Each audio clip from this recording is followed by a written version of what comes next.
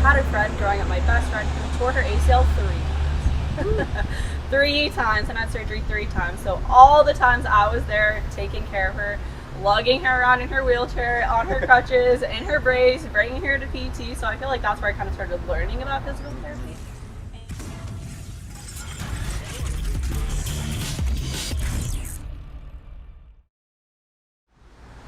What's up, everybody? Back here. My name is Dylan. I'm here with my friend Rachel here, and we are back for another episode of Turf Talk Tuesday. And Rachel is a local concierge physical therapist, and as part of Turf Talk, you know that we like to have local professionals that are like-minded on the show, and we figured we'd have Rachel come in here and share a little bit about what she does and why she's so passionate about it. So, everybody, welcome Rachel. Hello, guys. Well, thank you, Dylan. Thank you for having me on Turf Talk and inviting me. It's always really nice to kind of like work with other local businesses out there who are interested in forming relationships with other people who share kind of similar ideologies to Absolutely. them. So, Rachel has your background in originally when you went to college was not in physical therapy, was it? No, it's not. So my undergraduate degree from the University of Florida is actually in plant science with a specialization in sustainable food production. So quite a mouthful. Quite a mouthful, but definitely a niche, right? Not something that everyone knows about. Not something that everyone knows about, and a lot of people, of course, going into PT school have like kinesiology or a biology background, something like that, but I kind of have definitely a very different, I guess, educational upbringing than most other PTs. For sure. Which is cool too, and I'm super intrigued just because of my love for nutrition and everything, so we'll talk about that a little bit later, but then you ended up getting your graduate in my doctorate in physical therapy. So I'm technically Dr. Rachel Incledon for those of you who care. So yeah, last year in December I graduated with my doctorate in physical therapy. From where?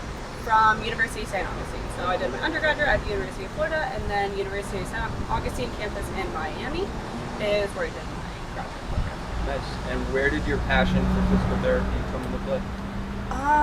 My passion for physical therapy, I have always been into kind of course, like health and fitness since I was super young. My mom was always like really active, so when I was young, she would bring me along to the gym with her. She would like to go running and stuff, so she's the one who definitely introduced me to kind of like activity at a young age. I used to play tennis, so I was kind of always doing something, but I had a friend growing up, my best friend, who tore her ACL 3 times. 3 times, and had surgery 3 times. So all the times I was there taking care of her, lugging her around in her wheelchair, on her crutches, in her brace, bringing her to PT. So I feel like that's where I kind of started learning about physical therapy.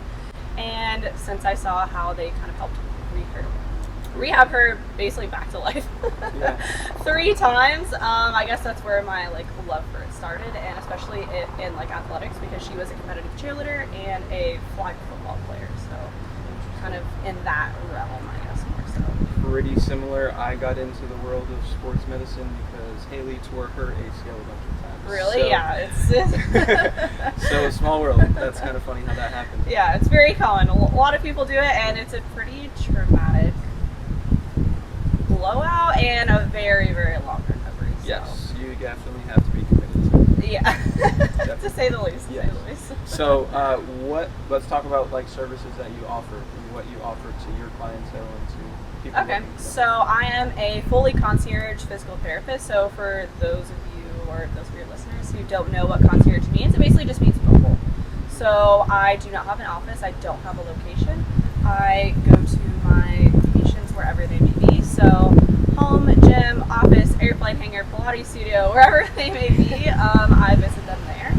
A lot of people like that because a lot of, I guess, like busy individuals like that because it kind of takes that extra time out of their day that they may be spending driving to their appointment, waiting in the office, blah, blah, blah, and kind of cuts it down to just their appointment time. So I show up, they stop work or whatever they're doing, and then I leave and they go back to doing whatever they were doing before. So a lot of busy professional business owners, entrepreneurs really are kind of looking into that. Because I get to go visit them just on their spot. They don't really have to stop too much of what they're doing. Smart. And then you're mostly in the Boca area? I'm in all of Palm Beach County. Okay. So I service, I guess, like 3 main like niches, I guess you could say. So my number one is just keeping active individuals like as fit and functional for as long as possible. So that's kind of like your weekend warriors, just average normal people who like to work out, train, do the thing. Probably a lot of people you guys see here, gravity and oxygen. Just like regular people who maybe have had injuries, lagging injuries, or they just want like kind of maintenance therapy to kind of help keep them doing what they love for as long as possible. I also do also treat like competitive athletes. So I deal a lot with like competitive bodybuilders and competitive CrossFit athletes. So kind of helping them focus, a big focus I do with them is like recovery optimization and performance improvement. So physical therapists, for those of listeners who don't know, are movement specialists. So I kind of like look at them, break down a lot of the, like movements that they're doing. So the snatch, cleans, deadlifts, whatever they may be doing, and kind of see where they may be having some like leaks, I like to call them. That could be kind of bringing the performance down a little bit and working on that. And then I also like to work with entrepreneurs and business owners because I feel like a lot of them have an ideology. They just work themselves to the bone. A lot of people know that. If you're a business owner, you work yourself to the bone. You're working all hours of the day. So you can be a business owner and have a healthy business and have a healthy body at the same time. So I like to kind of promote that. So 3 different types of people that I work with. That's cool. And those are all my favorites. Interesting. I like that approach and perspective. Yeah, exactly. Let's talk about, speaking of a business owner, you came and worked out with the owner of the Go House, Mr. Paul Christopher himself. So explain your experience, because that's what he would like it to be called, as an experience. Yeah, I'm right? sure he would. Explain your workout with PC and how that went, what you kind of did. So Paul is extremely knowledgeable. I mean, to be completely honest, he's more knowledgeable than some PTs that I know. So he has a great foundation in movement and training people, so I can see why he does what he does. He's extremely intelligent and has a lot going on there. He killed me. Yeah, he definitely killed me a little bit. I had to stop at the end and throw in the towel there for our workout together. I'm mainly used to, I think we talked about this earlier, just lifting, having very long rest periods in between. So with him, it was like very go, go, go. I'm not used to that. But it allows you to kind of see holes in your training and like whatever, program that you may be working on. So something I'd like to tell some of my athletes is try someone else's program.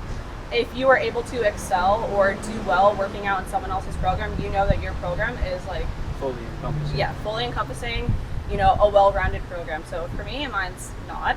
There are definitely some things that I need to focus on. So after that was a little bit of a wake-up call for me. I've been doing a lot more like aerobic training, trying to like run, more cardio kind of stuff, because I was like, wow, that was a bit of a slap in the face that I had to throw in the towel there, and I'm a little prideful, so I was like, I need to go in the gym and step it up there. So thank you, Paul, for that.